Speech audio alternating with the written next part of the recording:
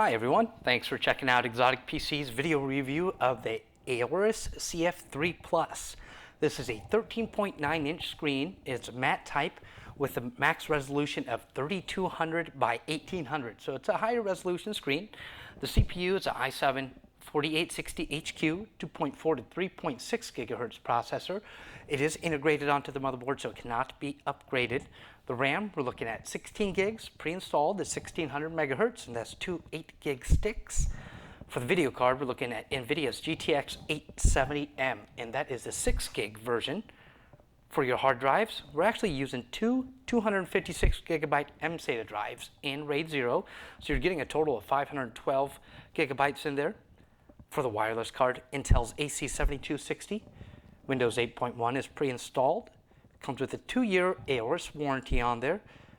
And for its size, going across, we're looking at 12.99 inches. This way, we're going 10.37, and then a depth of 0.9 inches. So it's a very thin portable computer with a good graphics card in it. For the weight, 4.1 pounds. That really lets you know what we're going to be taking a look at today. We'll get into some specs, or excuse me, some performance here. Take a look at this computer. Let's take a look at this viewing angles here. I got the colorful gradient up. This is going to be our dead-on shot here, so it's straight in front of it. Let's spin it off to the left. See if and when we do lose any type of color to it. You can see right there, it's holding up very well. We just go all the way. You can see it's almost straight parallel with it, and you can see those colors defined pretty well. I'm seeing that myself. So it's not just a thing in the camera, but I'm seeing that as I'm actually using it here. Let's spin it off to the right, see how that looks.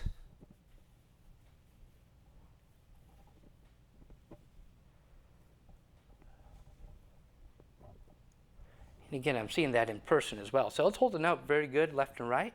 Let's go ahead and pull it down here, see what that looks like.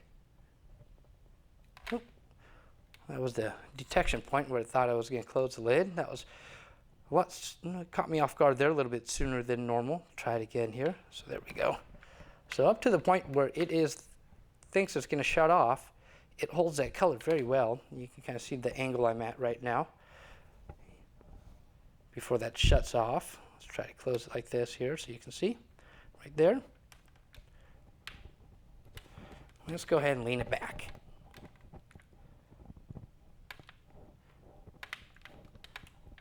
As far back as it's going to go there. And again, holding this color really well there. Go ahead and show you the angle that I'm at leaning back. Spin it off to the other way so you can see as well.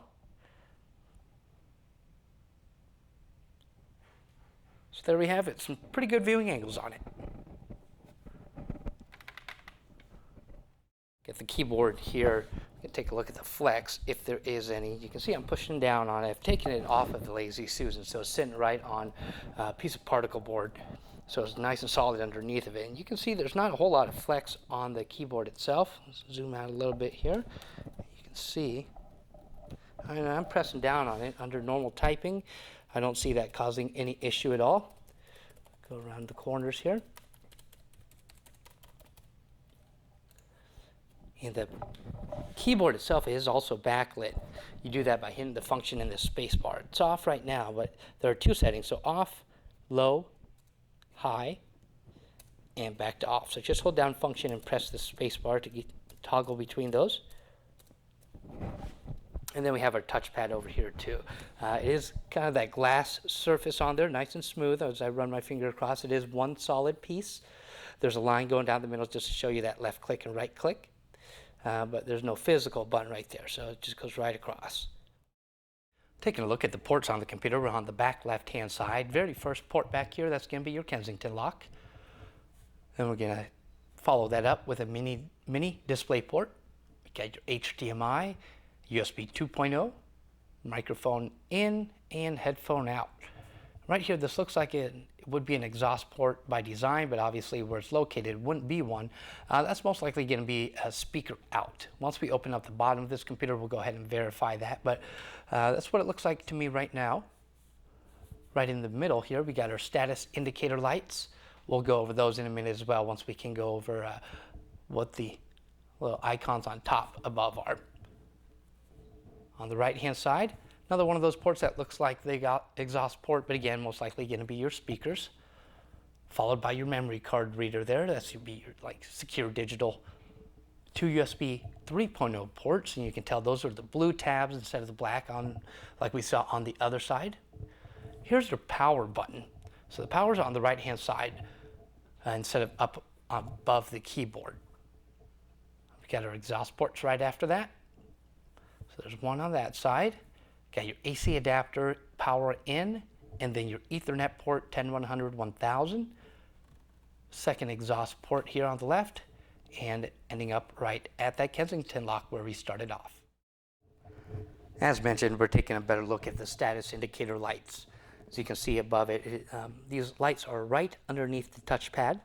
Starting off the left-hand side, we have your Bluetooth on and off indicator, Wi-Fi indicator, hard drive activity light, and the battery icon there lets you know if it's plugged in or not. It's currently unplugged, so that's why it's not lit up. And then the last one is your power on or off. So the computer is on, so that light is on. Let's take a look at the exterior finish of the AORUS 13-inch. Like its bigger sibling, it is made with a brushed aluminum finish. Has the same logo on the back. It is not a backlit logo. It may look like it a little bit with this lighting, but it's just a silver logo on there. As you can see, the back of it's brushed metal.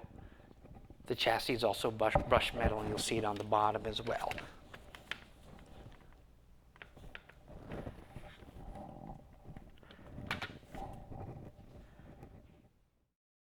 We're going to take a look into the BIOS of the computer. The easiest way I've found to do it is from Windows, go ahead and restart, and then start hitting F2. Now normally we would just do this from a cold boot, but it didn't like to do that for some reason, so this was the easiest way. So reboot it, F2, and it'll get you into the BIOS here. So on the main page, it's just going to give you some basic information, BIOS information, your EC version, the CPU that's in there, system date, system time can be changed. Going to advanced, we have our 3D graphic acceleration. You can enable or disable. Trusted computing, just some information on there for you. Nothing you can change.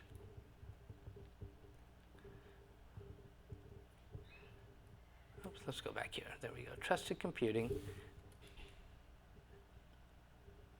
And we'll go back a page. This will actually enable or disable your security device support.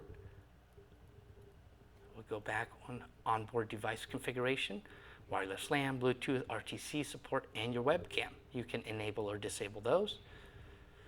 Gigabyte USB charging function. So you can continue, that's basically like the power through. If the computer's off, you can still charge through USB. SATA configuration. So we have RAID by default, and that's really what you're going to want because of the MSATA drives in there. USB configuration, enable or disable legacy support. We'll go over to the chipset. The chipset is just the information, so the RAM that's in there and your PCI Express configuration. That's by 16 generation 3. You got your boot order or boot information. You can have the numlock on or off. There is no 10 key on here, so that doesn't really take effect to this computer. Boot option 1 and your OS type.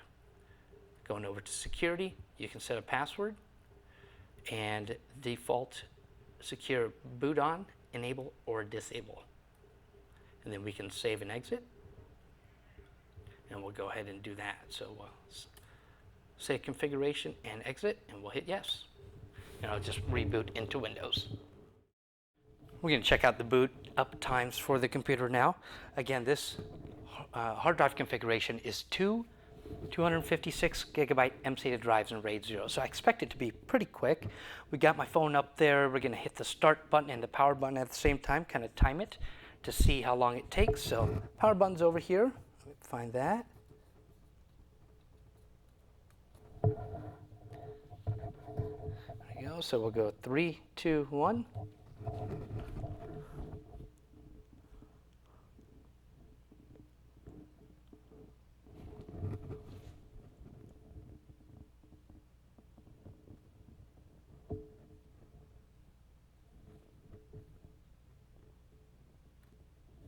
So 18.7 seconds, about 18.5 seconds is what we saw for the boot up times. So, anything under 20 seconds is going to be great. We're going to run 3D Mark Firestrike, of course, to take a look at the performance of the computer. Going to get that started right now. As you can see, our decimal meter is set up back by the rear exhaust port. That's just to get you an idea of what type of decibel level change that you're going to get. After it's done, we'll go over the results, scores, and take a look at the temps of the CPU and GPU. And I'll go ahead and take my mic and put it back by that port so you can get an idea of the fan increase in sound. And like usual, we will be showing you temperatures from our thermal gun or flare gun to see where the heat is being generated and what kind of temperatures you can expect.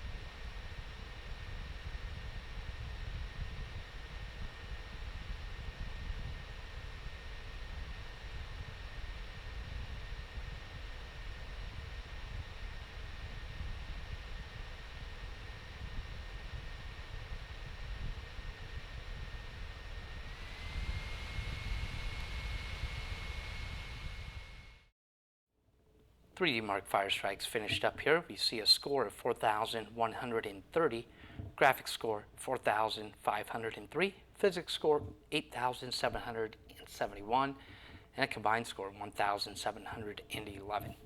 So let's take a look at what hardware monitor is telling us.